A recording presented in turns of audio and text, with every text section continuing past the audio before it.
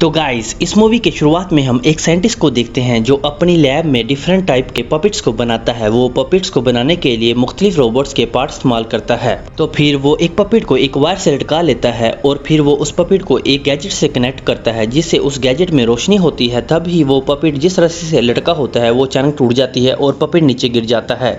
लेकिन अब वो पपेट एक इंसान की तरह ही मूवमेंट कर पा रहा था और वो ये देखकर पूरी तरह से हैरान हो गया था। फिर अचानक वो साइंटिस्ट को नीचे पड़ा हुआ दिखाई देता है, जिसके बाद वो पपेट खिड़की से भागने जाता है। लेकिन वो जिस जगह था वो वहां से कूद नहीं सकता था और साथ वहां की धरती भी पूरी तरह से डिस्ट्रॉय हो चुकी थी।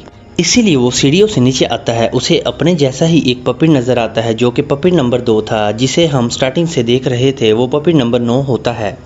अब पपी नंबर 2 उससे बात करने की कोशिश करता है, लेकिन नंबर 9 कुछ बोल नहीं पा रहा था। तो इसलिए नंबर 2 आकर उसे चेक करता है तो उसे पता चलता है कि नंबर 9 के अंदर कम्युनिकेशन वाला गैजेट गायब है। इसलिए वो उसे अपने साथ लेकर जाता है और उसके अंदर कम्युनिकेशन वाला गैजेट भी फिट करता है जिससे वो बोलने लगता है। तब ही इन दोनों को वहाँ किसी के आने का पता चलता है तो नंबर 2 नंबर 9 से छुपने को कहता है।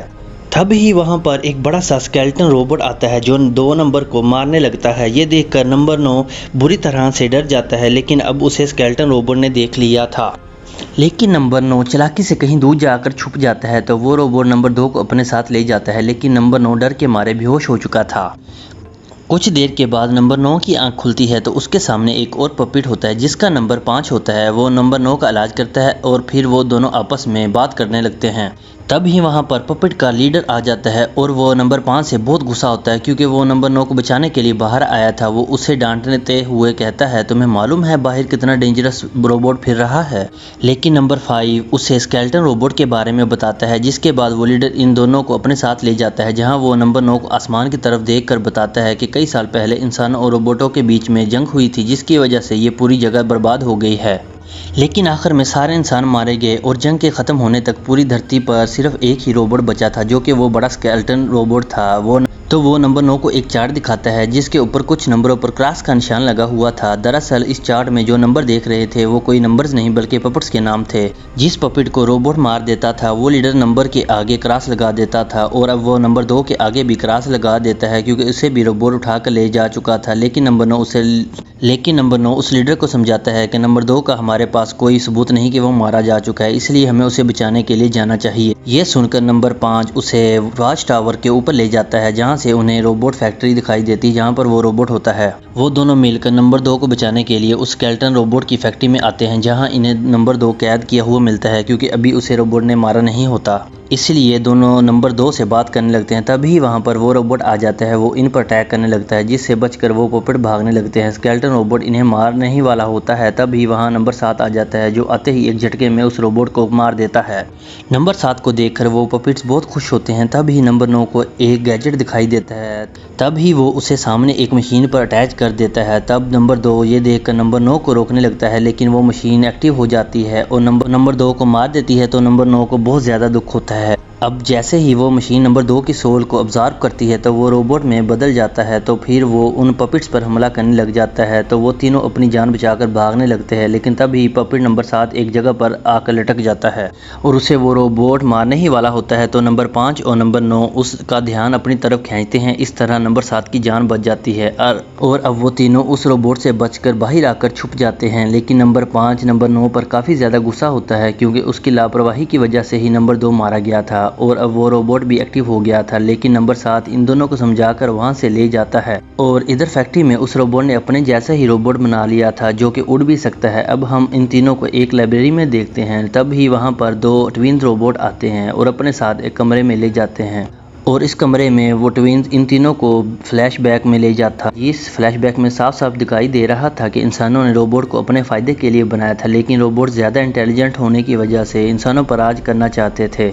इसलिए इंसानों और रोबोट्स में जंग शुरू हो गई थी। ये सब देखकर नंबर 9 पूरी तरह हैरान हो गया था। अब वो एक ड्राइंग बनाता है जिसे देखकर नंबर 5 कहता है, ऐसी ही ड्राइंग हमारे एक पपेट ने बनाई थी, इसका कुछ कनेक्शन लगता है। लेकिन अब वो वापस लीडर के पास जा भी नहीं सकते थे क्योंकि अब वो बाहर जो आ गए थे और लीडर इनको बाहर जाने की परमिशन कभी नहीं देता था। मगर नंबर 9 कहता है हमें लीडर के पास जाना चाहिए जिससे हमें पता चल सकता है कि इस ड्राइंग का स्केलेटन रोबोट के साथ क्या ताल्लुक है। अब वो लीडर के पास आते हैं जहां इन्हें इसका बॉडीगार्ड पकड़ लेता है, जिसके बाद लीडर इन पर काफ़ी गुस्सा करता है और वो नंबर 9 को ब्लेम करता है कि जब से वो यहां आया है तब से पॉपट पर मुसीबत आ रही है।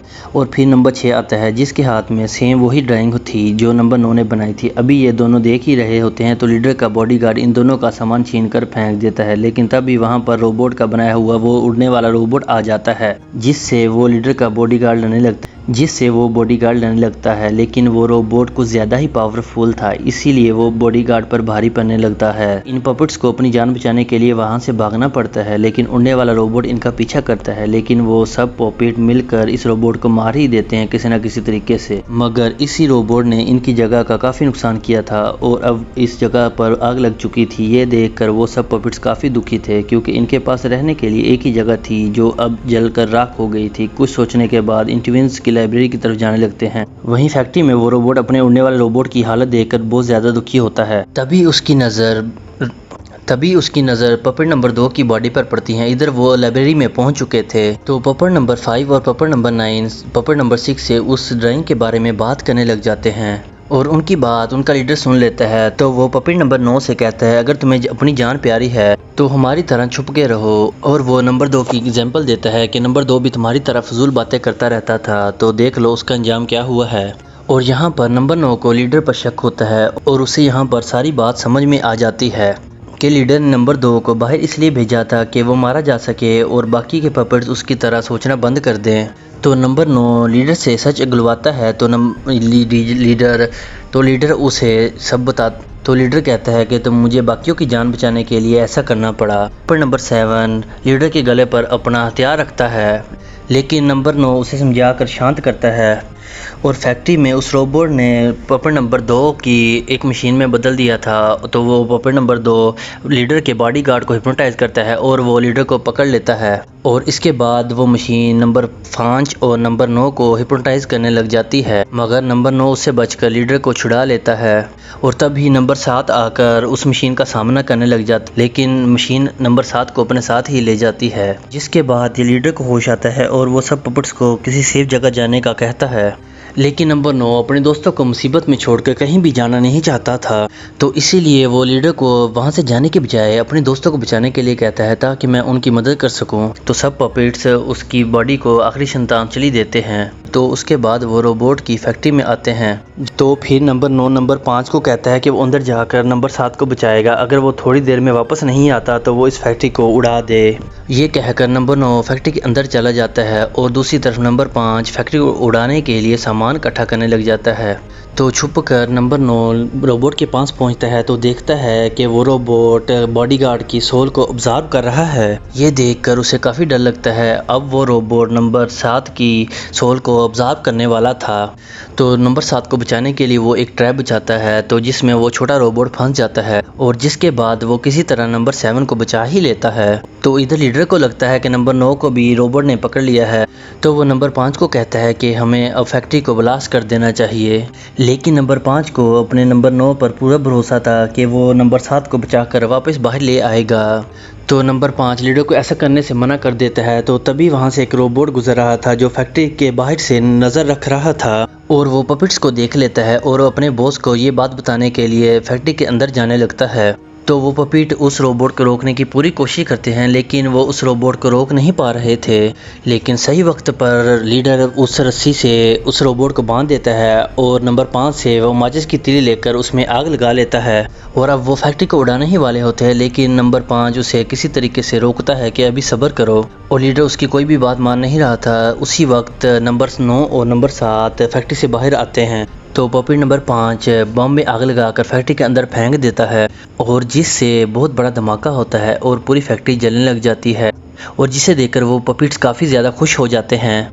तभी नंबर 5 उस फैक्ट्री की तरफ देखता है और वहाँ देखता है कि उस रोबोट को इस ब्लास्ट से कुछ भी फ़र्क नहीं पड़ा। ये सब देखकर नंबर 5 अपने दोस्तों को ये बात बताने के लिए भागता है, लेकिन अब रोबोट की हालत बिगड़ चुकी थी और उसे खुद को बचाने के लिए एक पपेट की सोल अब्जॉर्ब करनी थी, और ख़ुद को ठीक करने के लिए वो पपिट नंबर 5 को पकड़कर उसकी सोल ऑब्जर्व करने लगता है। वो सामने देख रहे होते हैं और अपनी जान बचाने के लिए वो भागने लगते हैं और भागते भागते वो एक टूटे हुए ब्रिज पर पहुंच जाते हैं और रोबोट भी इनके पीछे आने लगता है, लेकिन रोबोट के भारी वजन की वजह से वो पुल टूटने लग जाता है और रोबोट नीचे गिर जाता है।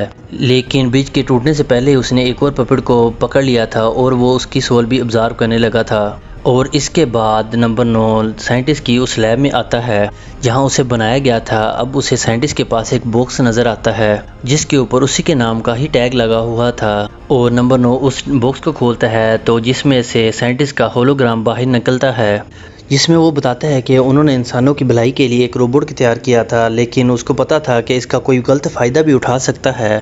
इसीलिए साइंटिस्ट ने अपने सोल के 9 हिस्से करे जिससे उसने टोटल 9 पपिट्स बनाए। और इसीलिए जब उसने पपिट नंबर 9 को बनाया था तो उसके फ़ौरन बाद उस साइंटिस्ट की मौत हो गई थी।